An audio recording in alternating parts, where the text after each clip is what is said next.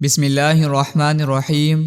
رسول اللہ صلی اللہ علیہ وسلم نے ارشاد فرمایا کہ جس نے اذان کے بعد یہ دعا پڑھی تو اس کے گناہ بخش دیے جائیں گے۔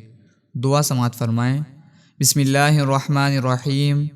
وَأَنَا أَشْهَدُ أَن لَّا إِلَٰهَ إِلَّا اللَّهُ وَحْدَهُ لَا شَرِيكَ لَهُ وَأَشْهَدُ أَنَّ مُحَمَّدًا عبدہ ورسولہ رضیت باللہ ربا وبالاسلام دینا وبمحمد نبیا۔ ترجمہ: میں گواہی دیتا ہوں کہ اللہ کے علاوہ کوئی حقیقی معبود نہیں، وہ تنہا ہے، اس کا کوئی شریک نہیں، اور گواہی دیتا ہوں کہ محمد صلی اللہ علیہ وسلم اس کے بندے اور رسول ہیں۔ میں اللہ کے رب ہونے، اسلام کے دین ہونے اور محمد صلی اللہ علیہ وسلم کے نبی ہونے سے راضی ہوں۔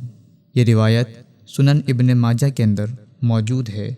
اللہ تعالیٰ سے دعا ہے کہ اللہ تعالیٰ ہم سب کو اس دعا پر عمل کرنے کی توفیق عطا فرمائے۔ آمین۔